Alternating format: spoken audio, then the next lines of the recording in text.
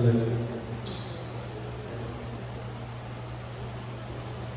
हम अपने आप को बंद करें आप आए दुआ में।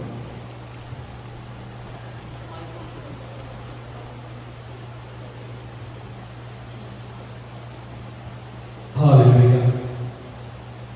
रहीम खुद सच्चे आसमानी बाप, हम तेरे बेटे और अपने खुदा यीशु मसीह के नाम की वसीला से आज शाम तेरे सुबह में आते हैं। प्यारे खुदा, तुझे धन्यवाद कहते हैं, तेरी बड़ाई करते हैं, तेरी स्तुति गाते हैं। तू प्यार से बड़ा अजीम खुदा है। प्यारे खुदा होता कौमों में, कबीलों में, उम्मतों में कोई ऐसा खुदा नहीं जिसके लोग उससे पुकारे और उनकी तरफ माजूद हो। हाँ खुदा, तो अपने वादे के मुताबिक यहाँ पर तक निशी है। तेरा वादा है जहाँ दो या तीन मेरे नाम से जमा होंगे मैं उनमें मौजूद हूँ। हाँ खुदा, तो यहाँ पर तक निशी है। पहले खुदा होता तेरी शुक्रगुजारी करते हुए, तुझे धन्यवाद कहते हुए पहले खुदा होता तेरे बारगाह में आते हैं। पहले खुदा होता और तेरा शुक्र करते हैं। पहले खुदा जितने यहाँ पर आ चुके हैं पहले खुदा होता तूने उनके रास्तों का वार किया, और जितने आने का इरादा रखते हैं पहले खुदा होता तो उनके भी साथ हो पहले खुदा होता, ताकि हम सब मिलकर तेरे नाम को स्थायी दे सके पहले खुदा होता। क्योंकि तो रूह है, जरूर है तेरे प्रस्ताव रूह और सच्चाई से तेरी प्रस्तुत करे। प्यार से प्रेजेंट खुदा, हम उनसे अच्छे खुदा थे पहले खुदा जो आज के दिन बात खुदा को देखने के लिए पहले खुदा जो बात खुदा में सो गए पहले खुदा होता कि तेरा प्यार तेरी मोहब्बत है पहले खुदा कि तूने मस्जिदों को दिन पर जुदा रखा पहले खुदा और ये फजल बख्शा कि हम तेरे नाम को जप सके। इस तरह पहले खुदा होता सारी मीटिंग को पहले खुदा तेरे कभी हाथ में देते हैं मसीह यीशु के नाम की वसीला से सब मिलकर बोलेंगे आमीन। आइए हम सब जोरदार तालियां खुदा यीशु मसीह के नाम में वो राजा का राजा हम उसको वेलकम करते हैं। हालेलुया। आइए बड़ा खूबसूरत ज़बूर है, ज़बूर 9। दाएं में बाबा याद कायम है दर्द तेरा, क्योंकि उसका वादा है जहाँ दो या तीन मेरे नाम से इकट्ठे होंगे तो मैं वहाँ पर मौजूद हूँ। हालेलुया।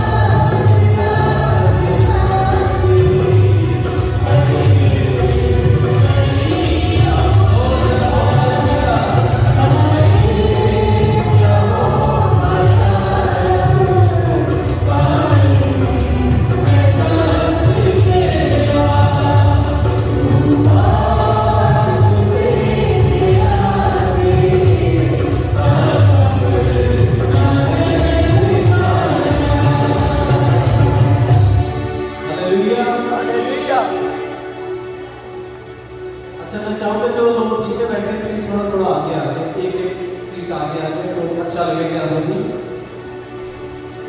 क्योंकि हमारे पास काफी जगह है।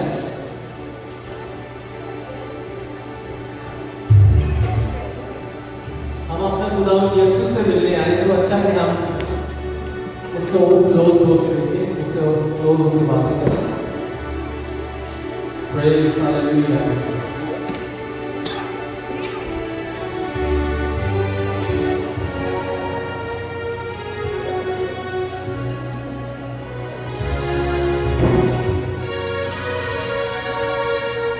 आज कितने लोग खुश हैं? प्रेज आमीन। आए हम इसी जोश में खड़े होते हैं। बड़ा खूबसूरत गीत है, नारे लगाओ और गाओ रे, झंडा मसीह का लहराओ रे। मैं चाहूंगा कि हम अपने हाथों को भी लहराएंगे और अपने गलों के साथ, हाथों के साथ खुदा की प्रस्तुति करेंगे।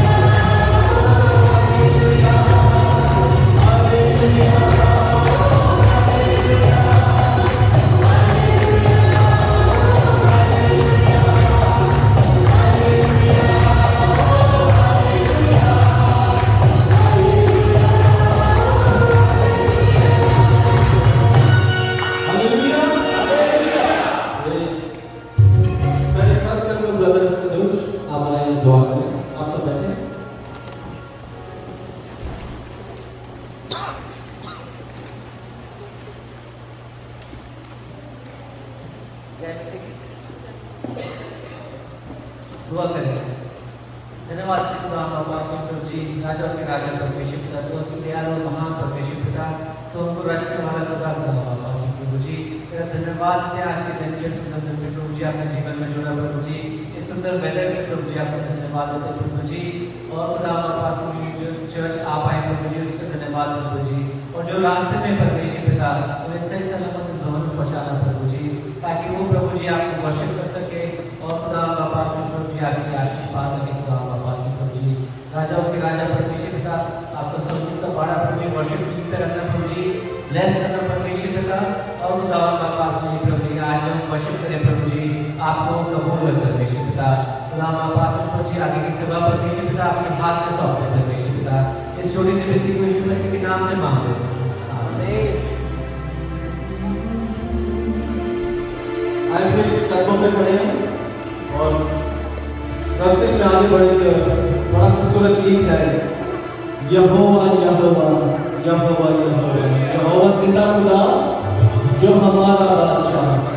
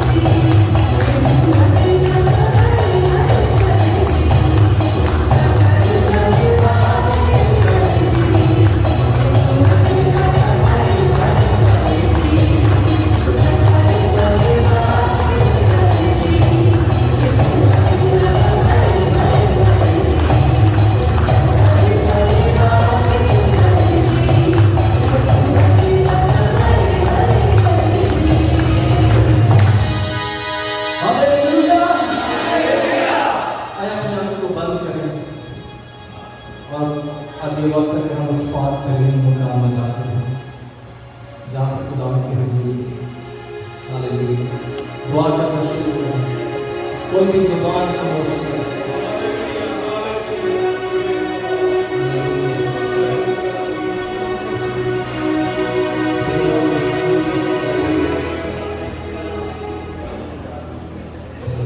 Yes. Open spirit. बुलंद आवाज में Yes.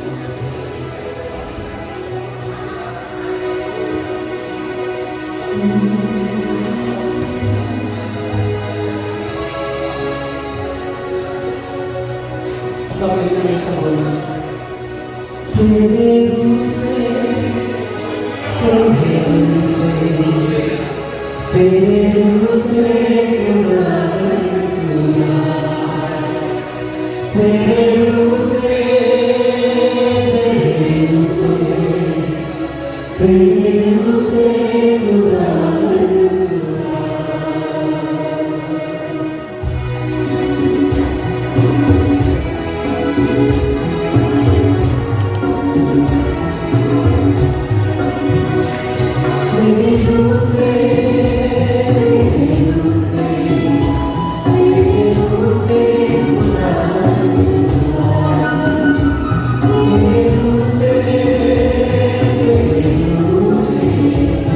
Thank you.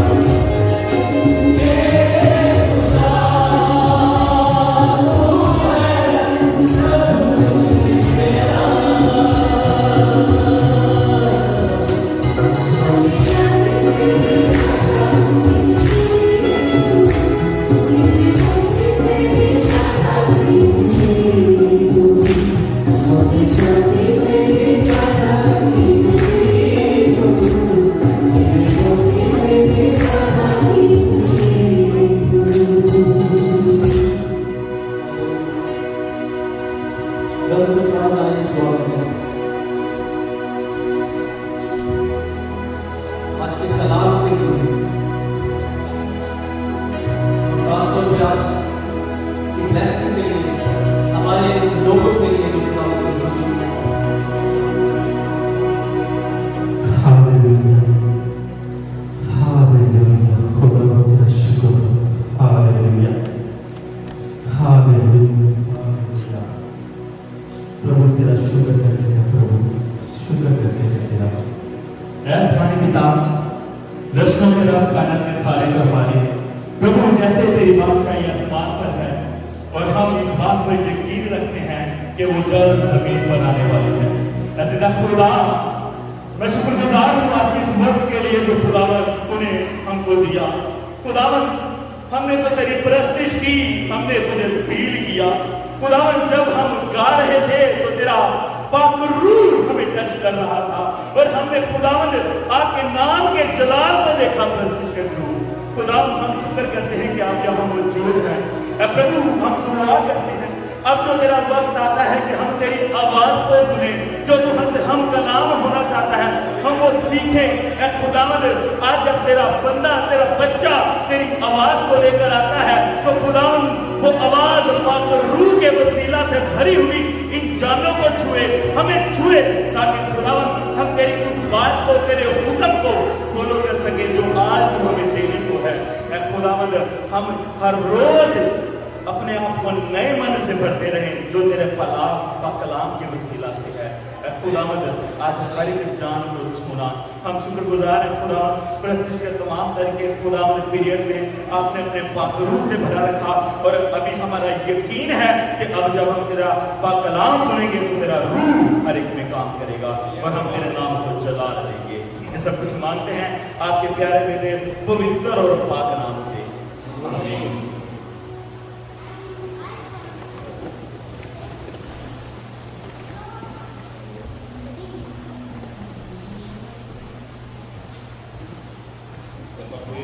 प्रभु यीशु मसीह के पाक नाम में हम आप सबका थैंक यू करते हैं जो आज की शाम इस जगह पर मौजूद है।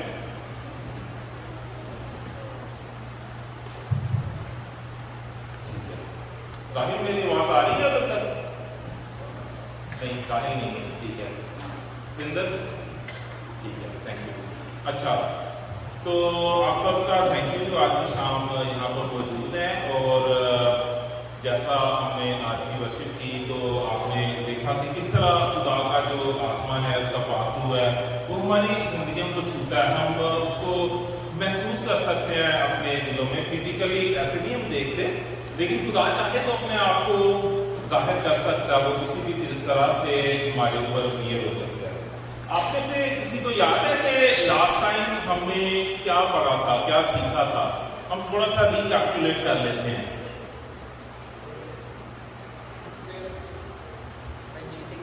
हमने प्रेयर के बारे में सीखा था। प्रेयर के बारे में क्या सीखा था? Next slide please.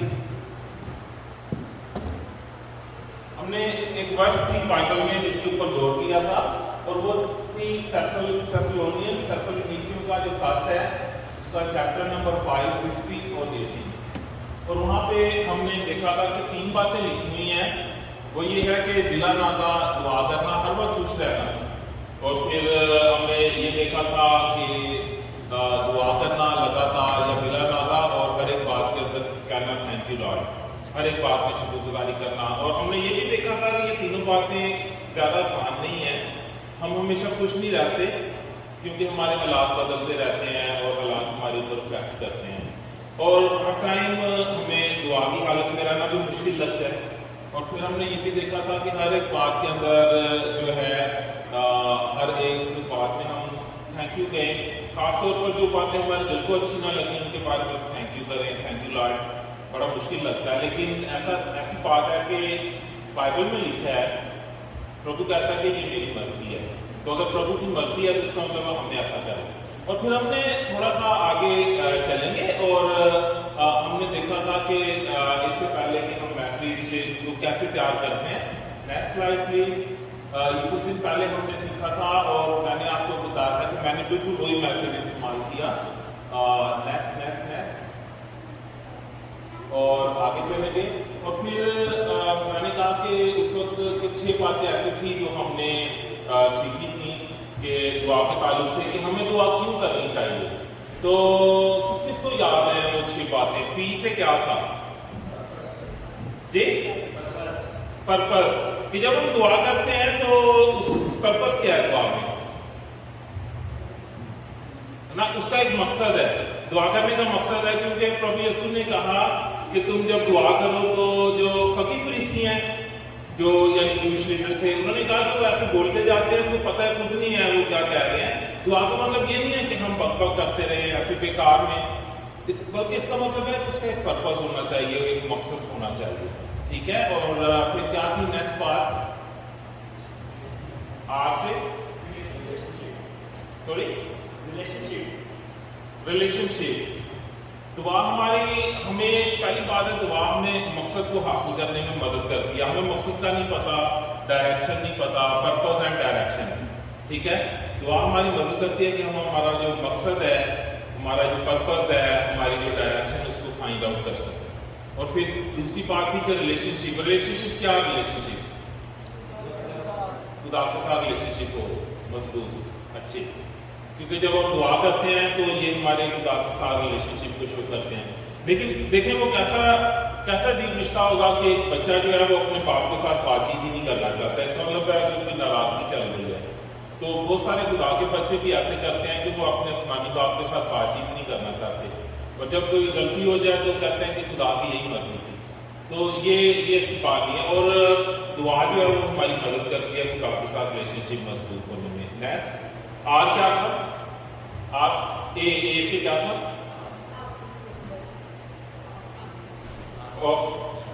सॉरी ए से ओके, आस्क फॉर फॉरगिवनेस, कि हमें माफी मांगना खुदा से, कि दुआ इस मकसद के लिए की जाती है कि खुदा के साथ गुनाहों का इकरार किया जाए, उससे माफी मांगी जाए। वाई से क्या था? Yes to will of God, ठीक है। और उसके बाद क्या था? ई से एस्टैब्लिशेस किंगडम, और आर से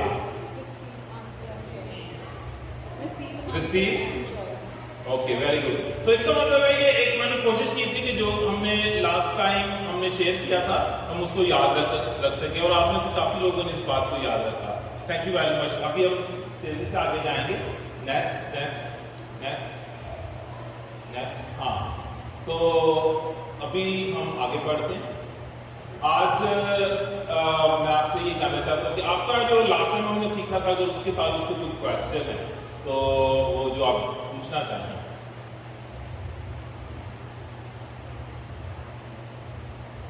नहीं, कोई क्वेश्चन नहीं? चलें ठीक है, आइए फिर हम आगे बढ़ते हैं।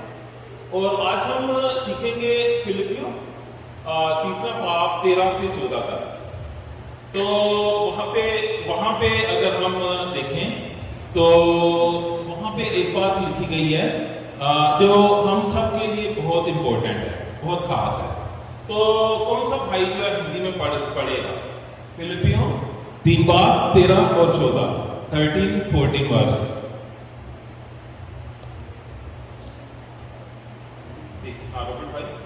या हिंदी में या पंजाबी में पढ़ते चले? हिंदी या पंजाबी पढ़ते तो ज्यादा बढ़िया है। हे प्रभु, मैं अपने लिए ये नहीं समझता जो मैं अजे हथ पा लिया है। हे प्रभु, मैं अपने लिए ये नहीं समझदा जो मैं अजे हथ पा लिया है, पर इन्ना है जो मैं पिछलियां गल्लां नूं भुला के अते उन्हां गल्लां लई ਜਿਹੜੀਆਂ ਅੱਗੇ ਹਨ ਅਗਾਹ ਵੱਧ ਕੇ ਨਿਸ਼ਾਨੇ ਵੱਲ ਦੱਬੀ ਜਾਂਦਾ ਹਾਂ, ਭਈ ਉਸ ਉੱਪਰਲੇ ਸੱਦੇ ਦਾ ਇਨਾਮ ਲਵਾਂ ਜੋ ਪਰਮੇਸ਼ਵਰ ਦੇ ਵੱਲੋਂ ਮਸੀਹ ਯीशु ਵਿੱਚ ਹੈ।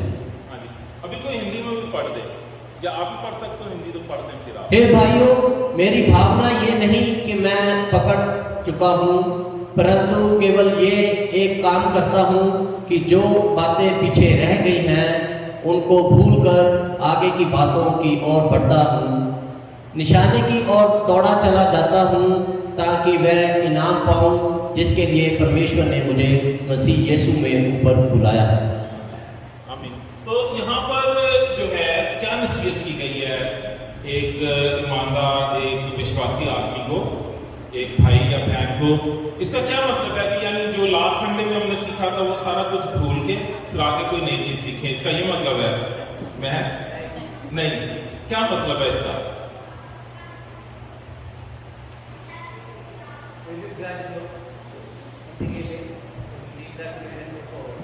सही। अच्छा, यहाँ पर आप देखें कि ये एक बात नजर आ रही है कि पौलुस रसूल पवित्र आत्मा के कहने से जो कुछ लिख रहे हैं, यानी पवित्र आत्मा का मतलब है खुदा का पाक रूह, पौलुस रसूल के मन के अंदर ये बात डालता है कि वो इसको लिखें और बताएं कि भाई मैं ये नहीं कह रहा कि मैंने 100% चीज किसी बात को पकड़ लिया है, बल्कि मैं ये कह रहा हूँ कि जो कुछ पीछे रह गया, छूट गया, उसको भूलूं, उसको छोड़ूं, और जो कुछ मेरे से सही नहीं हो सका पीछे उसको भी मैं छोड़ूं, और जो अभी रह गया आगे तो मैं उसकी फिक्र करूं।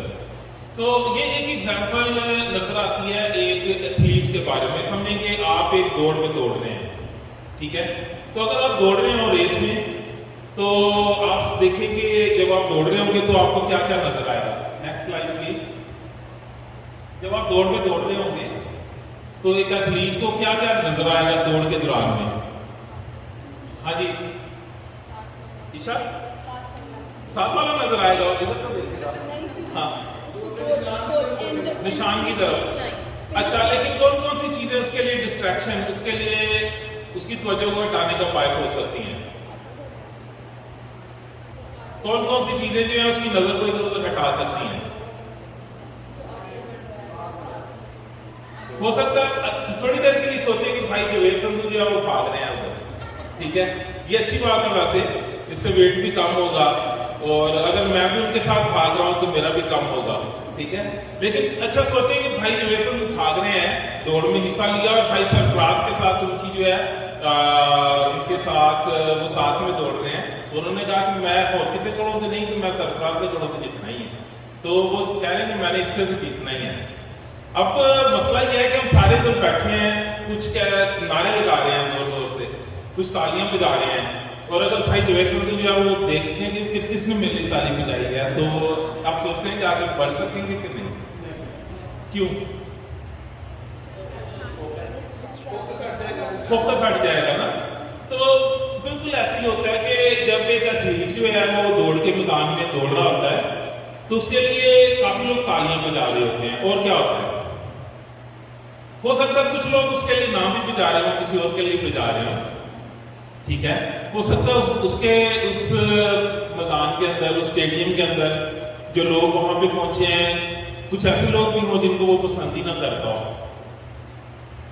हो सकता है कि आप पाकिस्तान की तरफ से दौड़ रहे हो और इंडिया के लोग जो हैं वो पसंद ना करें इस बात को, ये भी हो सकता है। या हो सकता है कि आप टीम में हो और आपकी टीम की कोई ज्यादा जो है वो आवभगत ना हो उधर, तो फिर आप क्या करेंगे एक एथलीट के तौर पे? अच्छा, अगर देखें एक एथलीट जो है वो कोई उसको क्रिटिसाइज कर रहा हो, ये सही नहीं भागता, दूसरे वाला ज्यादा अच्छा है, तो क्या हम रुक जाएंगे उधर, रुक जाएंगे ताकि हम उससे बातचीत करें, पहले उसको समझा लें? नहीं, अगर ऐसा करेंगे फिर इससे क्या नुकसान होगा? हम हार जाएंगे। तो अब सोचिए कि एक आदमी जब रेस में दौड़ता है, एक दौड़ के अंदर, तो उसके अंदर काफी सारी ऐसी बातें हैं जो उसकी सोच को डिस्ट्रैक्ट करती हैं, सॉरी, जिससे वो उसकी नजर इधर उधर हो जाएगी और वो उसमें हार जाएगा। और बाइबल मुकद्दस यहाँ पे जो बयान किया जा रहा है वो एक मसीही की जिंदगी को एक ऐसे आदमी के साथ जो एक दौड़ में दौड़ रहा है और उसने इनाम को हासिल करना है, तो उसके लिए नसीहत कर रही है कि तुम्हारी जिंदगी का जो सफर है वो एक ऐसे आदमी की तरह है जो कि दौड़ के अंदर भागा चला जा रहा है, दौड़ता हुआ चला जा रहा है। अब उसको क्या करना होगा, एक एथलीट अब वो उतर गया मैदान में, ठीक है, तो अब उसको क्या करना चाहिए? आप क्या नसीहत करेंगे एक एथलीट को ताकि वो इनाम जीत सके?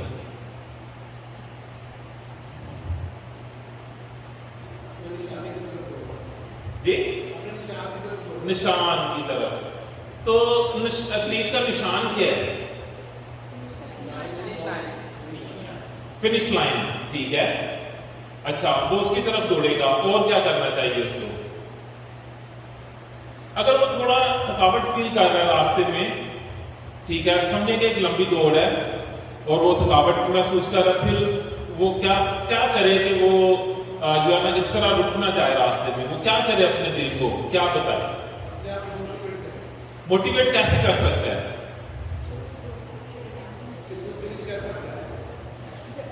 हाँ, वो ये सोचेगा कि वो ऐसा कर सकता है, ये सही बात आपने कही है। और वो एक और भी बात है कि जब वो जीत जाएगा तो उसको क्या मिलेगा? एंड में ट्रॉफी मिलेगी, है ना, उसका जो इनाम है वो उसके बारे में सोचेगा, उस इनाम के बारे में सोचेगा कि वो इनाम मुझे मिलना है। और अगर वो हार के बारे में सोचेगा तो वो यकीनन हार जाएगा, लेकिन अगर वो उस इनाम के बारे में सोचेगा तो वो हारेगा नहीं, बल्कि वो अपने सफर को जारी रखेगा।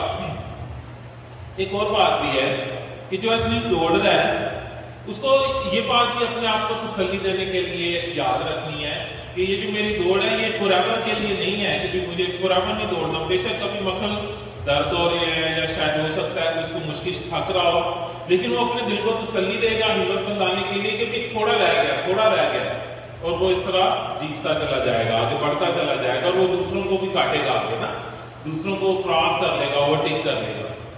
तो अब आप मुझे ये बताइए कि अगर हम एक विश्वासी हैं इस दुनिया के अंदर, तो कौन कौन सी चीज़ें ऐसी हैं जो हमारे लिए डिस्ट्रैक्शन का बायस हैं, जो हमारी तवज्जो को हटा देती हैं? और बाइबल में तो सही कहती है, में कहा गया है कि भाई हम उन चीज़ों को भूल गए हैं, जो पीछे रह गए मत छोड़ो उसको और अब आगे की तरफ दौड़ते चले जाओ। तो अब अगर एथलीट आप सोचें कि वो थोड़ा चला है और वो उसके देर में कोई बात आती है कि पीछे कम लोगों ने तालियां बजाई थी, तो वो पीछे नहीं देखेगा, उसको फिर भी आगे देखना है ताकि वो जीते। तो आप सोचें कि एक ईमानदार, एक विश्वासी आदमी की जिंदगी के अंदर कौन कौन सी डिस्ट्रैक्शन हो सकती हैं जो पास्ट में थी, गुजरे हुए वक्त में, जो उसको रोक सकती थी?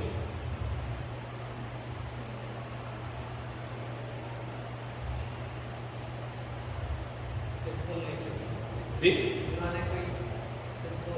हाँ पास की, हाँ जी, हाँ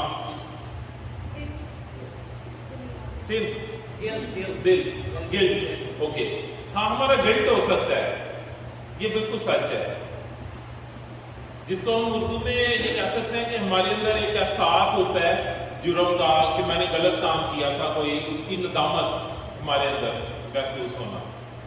और क्या बात? ऊंचा बोले, मुझे समझ नहीं आती इधर। लेजीनेस, ओके, हाँ भाई सनी सर कुछ आ रहे हैं, मुझे कुछ बताना चाह रहे हैं। अच्छा अच्छा, मैंने सोचा कि शायद आप कुछ बता रहे हैं ताकि हाँ नहीं, अच्छा ऊंचा, हाँ वर्ल्ड टेम्पटेशन, दुनिया की आजमाइश की बातें ऐसी हो सकती हैं, ये सच है। कौन कौन सी बातें आजमाइश का बायस बन सकती हैं हमारे लिए? मोबाइल फोन के दूसरा, मोबाइल वाला स्मार्टफोन, तो सही है, दुनियादारी की बातें, सही, हाँ गलत संगति, हमारी बैड फेलोशिप जो है वो हमें डिस्ट्रैक्ट करती है, हमारी तवज्जो को हटा देती है। तो अब आप ये बताएं, अब ये तो हमने एक आम जनरल बातें की, अब हम थोड़ी देर के लिए अपनी लाइफ के ऊपर फोकस करते हैं। मेरी लाइफ के अंदर कौन कौन सी ऐसी बातें हैं जो मेरे लिए रुकावट का बायस बन सकती हैं, जो मुझे रोक सकती हैं आगे, जो मेरे लिए खतरे का बायस बन सकती हैं? महक आप इधर आओ मेरे बेटे, हाँ अब आप देखेंगे महक इधर है आपके सामने, और महक के लिए जो रुकावटें हैं आगे अपने विश्वास के अंदर बढ़ने में, वो उसके लिए जो फर्क है और मेरे लिए बिल्कुल फर्क है, ठीक है। मुझे कोई ऐसे रोक नहीं सकता, लेकिन अब आप देखें कि महक जो है उसने प्रभु यीशु को एक्सेप्ट किया है सिख परिवार में से, ठीक है। अब अगर वो वापस जब जाएगी इंडिया में अपनी स्टडी को कंप्लीट करने के बाद, तो आप सोचते हैं कि क्या ये आसान सफर होगा उसके लिए कि अपने पेरेंट्स को बताना क्योंकि मैं भी प्रभु यीशु मसीह को फॉलो करती हूँ, मेरा उस पर विश्वास है। क्या किस तरह वो इस बात को समझ सकेंगे? महक, आप क्या सोचती हैं, क्या क्या रुकावटें आपके सामने आएंगी जब आप इंडिया वापस जाओगे पंजाब में? इसको मैं ना दो तरीके से लेती हूँ। पहला तो ये भी, अगर खुदा उनके दिल को चेंज करता है, लाइक जब वो मेरे को देखेंगे कि मैं कैसे अपनी लाइफ में जी रही हूँ, मैं कैसे खुदा को मान रही हूँ, तो अगर खुदा उनके दिल को ऐसे टच करता है तो प्रॉब्ली है ना, वो भी विश्वास लेके आए, वो भी उस चीज़ को माने। नहीं तो कई बार सेटन बहुत टेम्प्ट करता है और वो मुझे भी पुल करने की कोशिश करेगा, राइट। बहुत सी चीज़ें होंगी, राइट, और उनको तो जैसे वो दुनियावी में उन चीज़ों में है, तो बहुत सारे लाइक रिलेटिव्स भी होंगे जो आके बोलेंगे कि नहीं ये तुम क्या कर रहे हो, तुम गलत रास्ते पे जा रहे हो, तुमने अपना धर्म बदल दिया। सबसे पहले तो यही आता है कि तुमने अपना धर्म बदल दिया, तुमने अपना धर्म को ऐसे तोड़ दिया, ये सब चीज़ें आएंगी। तो मतलब उनकी बातें होंगी जो उनके थॉट्स, उनके लेवल्स को वो चीज़ें आएंगी। सही है। तो आप क्या करोगे फिर उनके बारे में? तो इससे सबसे अच्छी वही चीज़ है कि जब खुदा को टेम्पटेशंस आई थी, जब सेटन ने उनको टेम्प्ट किया था, तो उन्होंने बाइबल में से उसका लाइक वचन में से बोला था कि वचन में ये भी तो लिखा है। तो आई होप जब मैं जाऊँ, पहले तो मैं प्रे करके जाऊँगी, है ना, जब भी मैं किसी से भी बात कर रही हूँ, तो अगर तो मैं चाहूँगी कि मेरे दिल में बस वर्ड्स आए एंड बस मैं वो वर्ड्स बोलूँ एंड उनके लिए प्रे करके जाऊँ कि वो वर्ड्स उनके दिल को जाके लगे, कि वो वर्ड्स उनके दिल को ऐसे चीरे कि हाँ भी ये सच बोल रहा है, ये, क्योंकि वो जिंदा वचन है, राइट। वो कोई ऐसे ही किसी बुक में से नहीं उठाया है मैंने, वो वचन है और वो उनके दिल को जाके लगे ताकि उनका भी हार्ट बदले। बिल्कुल सही है, थैंक यू। तो देखें, उसका बात है कि महक ये नहीं सोच रही है कि वो खुद से अपने पेरेंट्स को या घर वालों को कायल कर सकती है। वो कह रही है कि मैं प्रभु का वचन ही उनको दूंगी, प्रभु का वचन जो है वो उनके दिल के ऊपर लगेगा और वो उनके दिल के ऊपर असर करेगा। कितनी अच्छी बात की है। और कौन सी रुकावट हो सकती है हमारे लिए? पीयूष, आपके लिए क्या रुकावट हो सकती है कि जब आप प्रभु यीशु को फॉलो करना चाहते हो? इधर आके बताओ।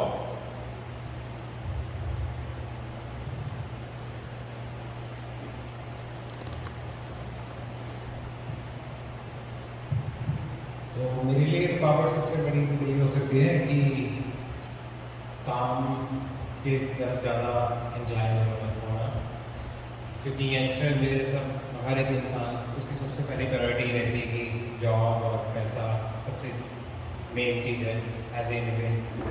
सो एक ये भी सबसे बड़ी रुकावट मेरे लिए रहेगी, जो कि नहीं होनी चाहिए। और अपने पेरेंट्स के साथ, जैसे सिस्टर ने पहले कहा, कि उनको बताना और प्रभु पे विश्वास सबसे बड़ी चीज़ है। तो रुकावटें फॉर श्योर आई और आती हैं, पर अगर प्रभु के साथ विश्वास अच्छा है और आप उनके साथ कनेक्टेड अच्छे हो, तो फॉर श्योर वो सारी प्रॉब्लम जो है वो ऑटोमेटिकली रेडिकेट होती है।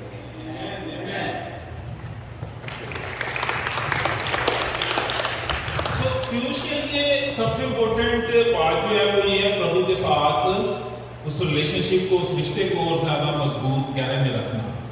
वो अपनी तौर से कमज़ोर होगा कि वो अगर प्रभु के साथ चलता है तो दुनिया की चीज़ें जिसमें जॉब भी शामिल है और दूसरी टेम्पटेशन वो ऊपर चढ़ जाएंगी, लेकिन प्रभु के साथ रिश्ता मजबूत होगा तो वो उनका मुकाबला कर सकेगा। भाई जोतप्रीत, आप आओगे।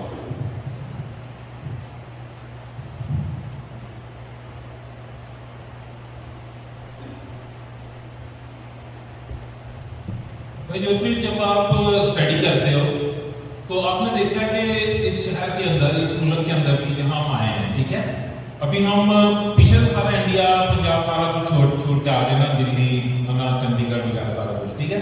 अब आप इधर हो और आप देखते हो कि ज़्यादा लोग जो हैं, अगर आप 100 लोगों से बात करो तो उनमें से 90 लोग वो हैं जिन्होंने प्रभु यीशु को रिजेक्ट कर दिया, वो उसकी बात सुनना नहीं चाहते। तो यहाँ पे आपके लिए कौन कौन से ऐसी बातें हैं जो आपको अट्रैक्ट करती हैं और आपको गलत रास्ते की तरफ ले जा सकती हैं, और आप उनका सामना कैसे करते हो?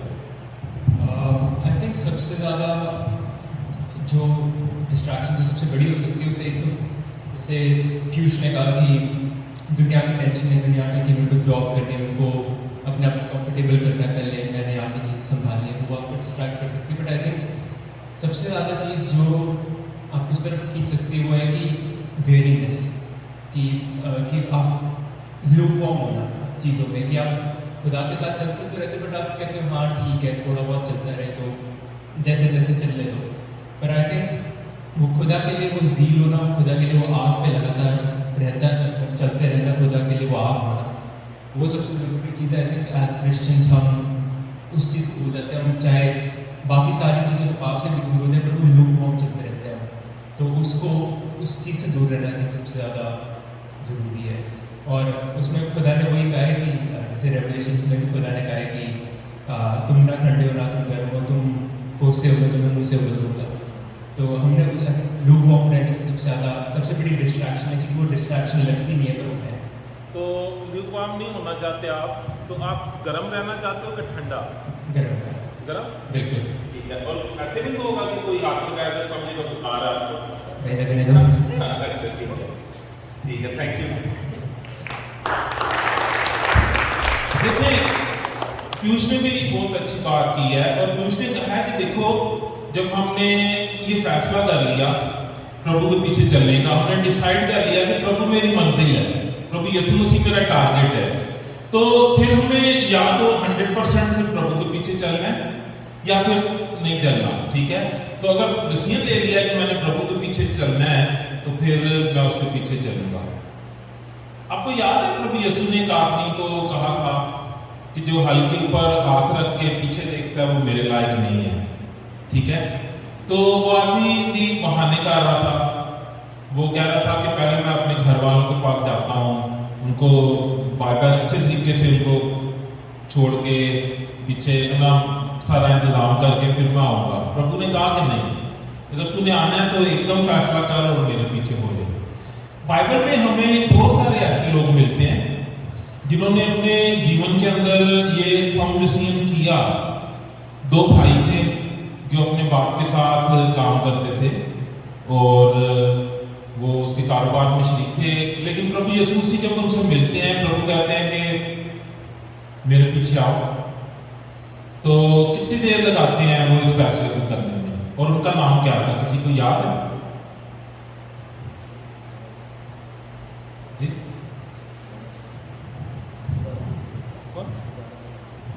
अच्छा, प्रभु यीशु मसीह के दो चेले थे, जब वो भी चेले नहीं बने थे ना, डिसाइपल नहीं बने थे, तो प्रभु यीशु मसीह एक दिन उनके पास चले जाते हैं, वो अपने बाप के साथ कुछ काम कर रहे हैं सब, तो वो अपने फादर के साथ थे। प्रभु ने कहा मेरे पीछे बोलो, उन्होंने कहा अच्छा, उन्होंने सब कुछ छोड़ा और प्रभु के पीछे चल पड़े, और उन्होंने कोई ज्यादा समय नहीं लिया इस बात का डिसीजन लेने में। शमौन पतरस ने लिया। क्या उनका बाप था? शमौन पतरस की सास का जिक्र है, बाप का नहीं है पता हमें, बाइबल में नहीं लिखा बाप के बारे में। बाप तो था उसका, लेकिन दो भाई थे। हाँ हाँ बिल्कुल ठीक है, हाँ वेरी गुड, याकूब और यूहन्ना, ठीक है, जेम्स और जॉन, ये दो भाई थे, उनका बाप के साथ वो काम करते थे। और अगर आप इस बात को चेक करना चाहते हैं तो आप मरकस की इंजील के अंदर अगर आप देखेंगे तो वहां आपको पता चलेगा, मरकस की इंजील पहला बाब और उसकी 16 वर्स, कौन पढ़ेगा?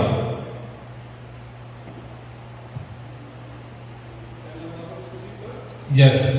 और गलील की झील के किनारे जाते हुए उसने शमौन और शमौन के भाई इंद्रियास को झील में जाल डालते देखा, क्योंकि वो माहीगीर थे। हाँ, अब इसको 20 तक पढ़ लो, 20 तक पढ़ लो। और यीशु ने उनसे कहा मेरे पीछे चले आओ तो मैं तुमको आदमगीर बनाऊंगा। वो फिर और जाल छोड़कर उसके पीछे हो लिए, और थोड़ी दूर बढ़कर उसने जब्दी के बेटे याकूब और उसके भाई यूहन्ना को किश्ती पर जादू की मरम्मत करते देखा।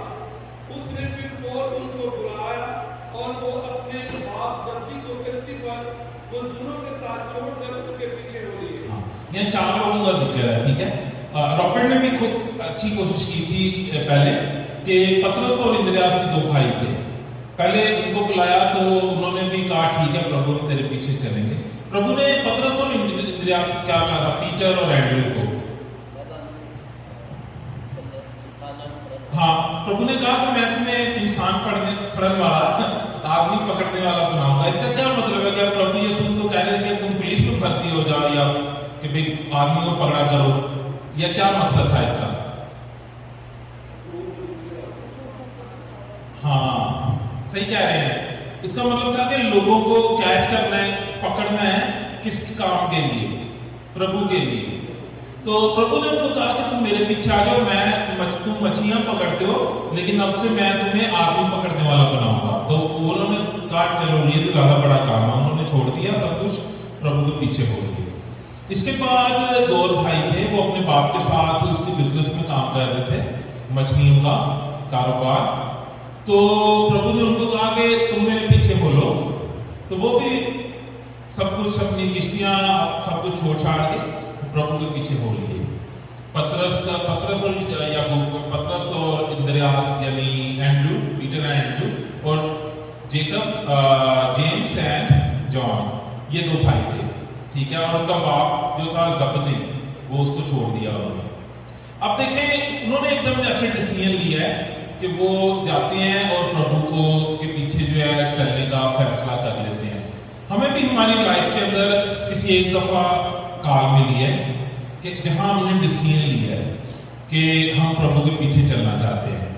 और ये डिसीजन जो है हर एक इंसान को लेना है, चाहे वो पैदाइशी तौर पे कोई भी इंसान जो है वो मसीह नहीं होता, ठीक है। हमेशा प्रभु यीशु को ऐसे चेलों की, ऐसे शागिर्दों की जरूरत है जो लाइफ के अंदर ये डिसाइड करते हैं कि मैं प्रभु के पीछे चलना चाहता हूँ। आप इसकी मिसाल ऐसे लीजिए कि एक आप देखेंगे जो है ना, एक बहुत पढ़ा लिखा आदमी हो, जैसे हमारे भाई अनुष हैं और सिस्टर हैं। अब उनकी बेटी कायरा पैदा हुई है, वो फिर भी उसको स्कूल में भेजना चाहते हैं। अगर वो उसको स्कूल नहीं भेजेंगे तो फिर क्या होगा? वो पढ़ना लिखना नहीं सीख सकेगी। तो हालांकि वो तो पढ़ लिख सकते थे, लेकिन उनकी जो बेटी है उसको फिर भी स्कूल में जाके सीखने की जरूरत है। इसका मतलब है कि अगर कोई इंसान मसीह खानदान के अंदर परिवार में पैदा भी हो जाए तो भी उसको खुद से डिसीजन करना है कि मैं प्रभु यीशु के पीछे चलना चाहता हूँ। और अगर वो खुद से डिसीजन नहीं करता तो वो वैसे ही है जैसे दुनिया के एक दूसरा इंसान भी प्रभु यीशु को फॉलो नहीं करता। और बिल्कुल इसी तरह के दुनिया में से हर एक इंसान को कॉल होती है, बुलावा होता है, प्रभु की तरफ से बुलाया जाता है उसको कि तुम मेरे पीछे बोलो। और जैसे उन 4 लोगों का जो हमने पढ़ा, उन्होंने डिसीजन किया, उन्होंने फैसला किया, तो प्रभु के पीछे हो लिए। प्रभु का एक और चेला भी था जो टैक्स कलेक्टर था। प्रभु ने उसको कहा तुम मेरे पीछे हो लो। आप में से कोई बता सकता है वो कौन था? हाँ बिल्कुल ठीक है। उसको पहले उसका नाम लावी था, पर उसको बाद में उसका नाम मैथ्यू था, जिसने मत्ती की इंजील को लिखा। और प्रभु ने उसको बुलाया तो वो भी प्रभु के पीछे सब कुछ छोड़ के वो प्रभु के पीछे चल पड़ा। अब आप देखिए कि आप सब भी अगर बैठे हुए हैं लाइफ में किसी एक स्टेज के ऊपर, आपने डिसीजन लिया है कि आप प्रभु को फॉलो करना चाहते हो, तो अभी भी हमारी लाइफ के अंदर कुछ ऐसी बातें हैं जो जिनको हमें छोड़ना है पीछे और आगे की तरफ बढ़ना है।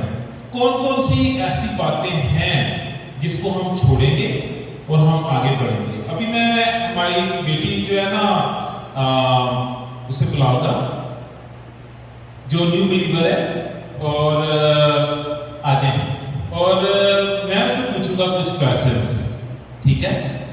तो चलिए आप पहले अपना इंट्रोडक्शन कराएं। और क्योंकि भाई कुछ भाई जो है ना वो कभी आते हैं कभी नहीं आते, तो उन्हें भी पता होगा कि भाई आप कौन हो, आप कहाँ से आए हो, कितना अर्सा पहले आप यहाँ पे आए थे।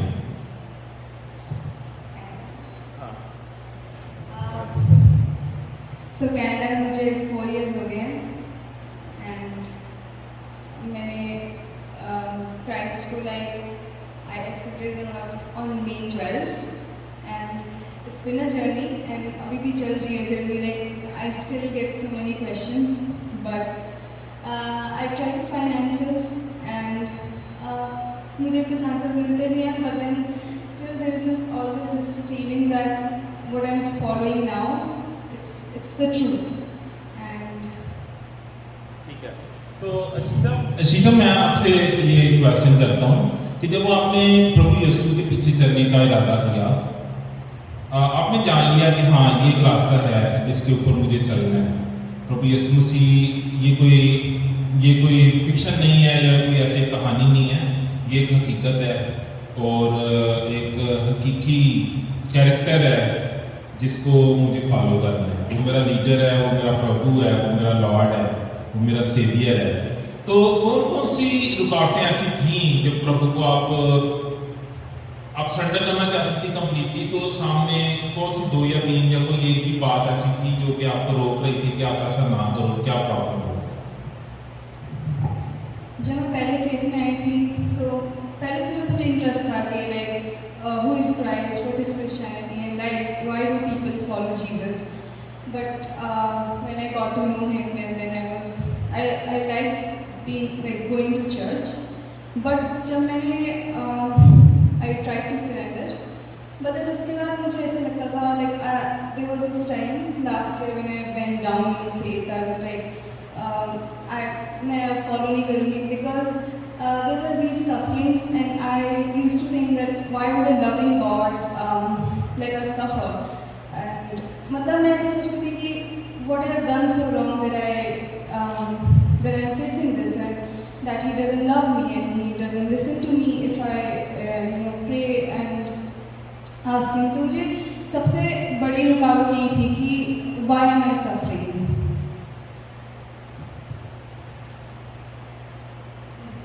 तो क्या प्रभु यीशु को एक्सेप्ट करने के बाद सारी सफरिंग आपकी जिंदगी की चलेगी या are you still suffering? I'm still sufferings I think will always be there, but मुझे ऐसा लगता है कि like this is a broken world.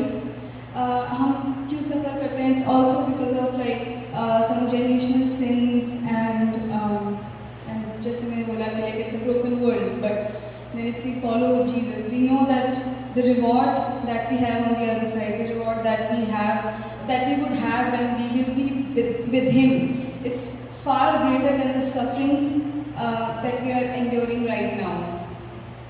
तो ये बहुत अच्छी बात है कि आपने इस बात को जाना है, समझा है कि हम जिस दुनिया में रहते हैं ये टूटी फूटी दुनिया है, ये गुनाह की वजह से आलूदा हो गई, गंदी हो गई और अब यहाँ पे प्रॉब्लम ज़्यादा है। वैसे ही हम नहीं देखते ideal, we are not living in ideal world, we are living in real world. हम हकीकी ज़िंदगी, हकीकी दुनिया के अंदर रहते हैं, हम खाली दुनिया के अंदर नहीं रहते कि जो हम सोचते हैं कि हाँ ऐसी।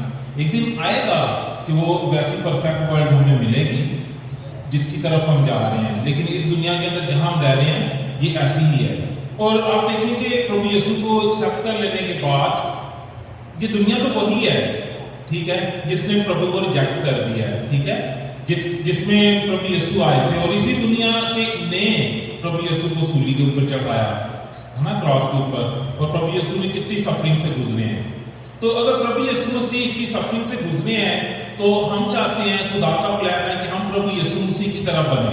तो अगर खुदा ने अपने बेटे को जो प्रभु यीशु मसीह है इतनी सफरिंग में से गुजरने दिया, और जब प्रभु यीशु कहते हैं कि अपनी स्लीप उठा, क्रॉस को carry your cross and follow me, अपनी स्लीप उठा मेरे पीछे हो ले, तो इसका क्या मतलब है कि हमें भी अपनी सफरिंग को भी साथ लेना है, लेकिन अब हमारी जिंदगी में हमें ये पता है कि प्रभु यीशु मसीह हमारे साथ है।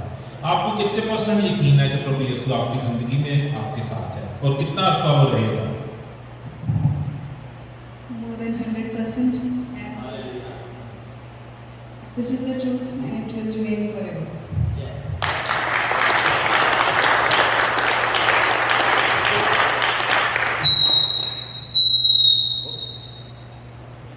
आपने अपने घर वालों को बताया कि आपने डिसीजन ले लिया कि आप प्रभु यीशु के पीछे चलना चाहते हो?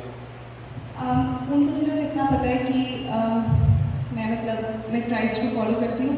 मैंने सिर्फ उन्हें एक चीज़ नहीं बताई, that I have accepted, because if I like it's not the right time, but the only thing that they know is that I follow Bible, I follow Christ, and I go to church every Sunday. There is nothing that is hidden. The only thing that I have accepted, उनको अभी ये नहीं पता. Okay, thank you. God bless you.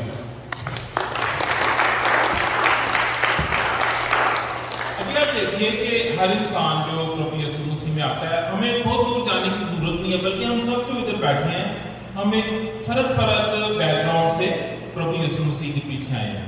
प्रभु यीशु के जो चेले थे ना, वो भी कुछ तो मछलियाँ पकड़ने वाले थे, कुछ टैक्स लेने वाले थे, कुछ और भी डिफरेंट प्रोफेशन से आए थे.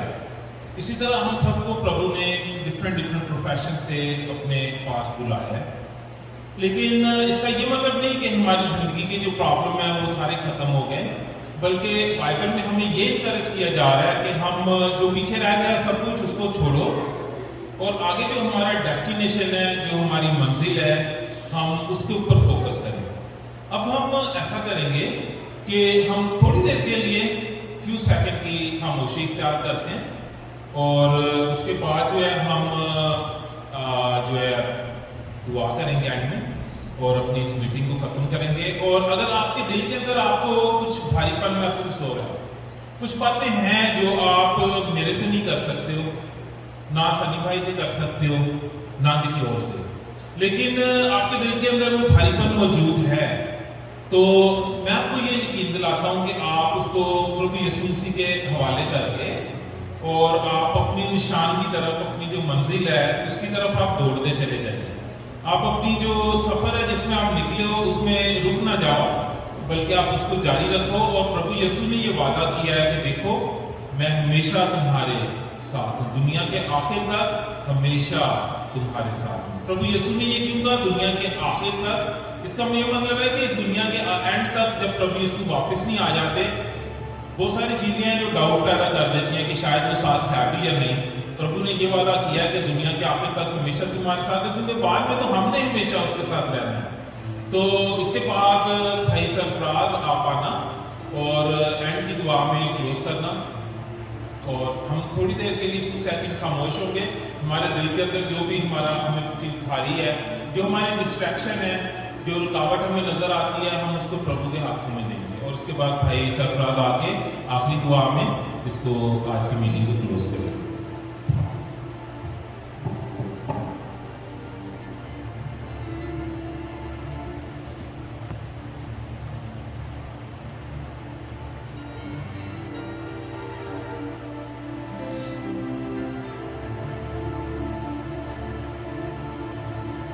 हमें कुवत नहीं,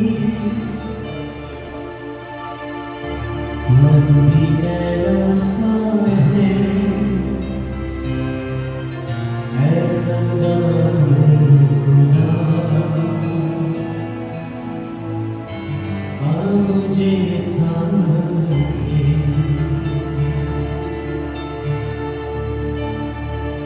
मन की शक्ति है तू, तन की कुवत है तू, ऐ खुदा खुदा आ मुझे थाम ले.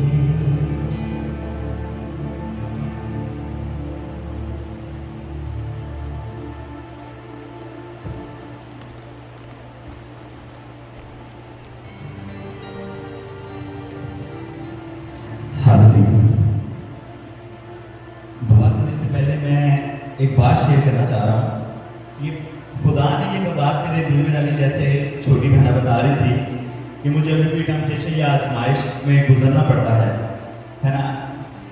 आप गुजर रहे, हर एक गुजरा है, मैं भी बहुत गुजरा हूँ, लेकिन मैं सिर्फ एक छोटी सी बात शेयर करना चाह रहा हूँ आपके साथ कि खुदा कैसे काम करता है, कैसे खुदा ने अपने काम से मुझे सिखाया.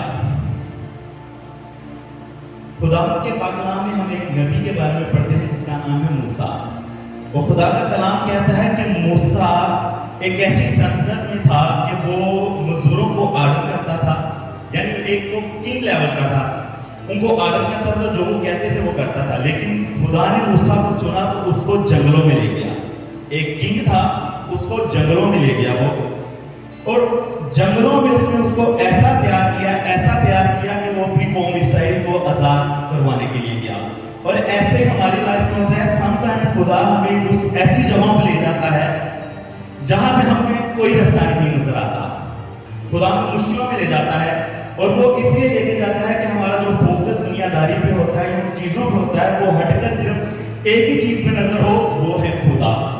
जब ऐसी मुश्किल में आते हो, जब आपको हर जगह से ऐसे लगता है कि कोई मेरे साथ नहीं है, कोई नहीं है, खुदा इस चीज को इसलिए अलाउ करता है कि आपका फोकस सिर्फ उसी पर हो, ताकि आप उसकी मोहब्बत को जान सको।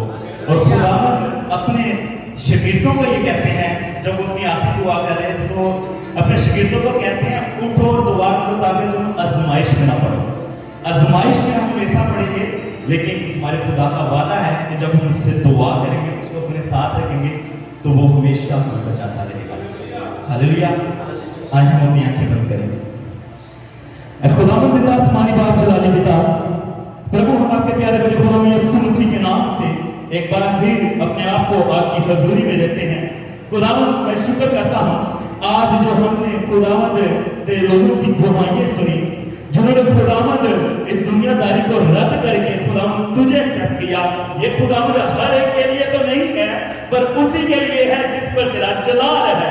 मैं शुक्र करता हूँ खुदावंद, तूने कैसे हमें चुना, इन लोगों को चुना, अपने बच्चों को चुना, और मैं दुआ करता हूँ खुदा, जब ये स्टार्ट है इनका तुझ में आने का, तो खुदावंद इनको सीख देना, तेरा पाक इनकी मदद करे, ताकि ये खुदावंद हर तरह की बिद्दत से, हर तरह की गलत तलीम से, हर तरह के डिसहार्ट से खुदा ये दूर हो, और तेरे पाक कलाम को पढ़ते हुए सही तलीम में जाए और तुझे पहचान सके। यस खुदावंद, हम पे आजमाइश आएगी, मुश्किलें आएंगी, पर मेरा वादा है कि तू कभी हमें छोड़ेगा नहीं। और हम शुक्र करते इस बात के लिए कि खुदावंद तू हमेशा हमारे साथ है।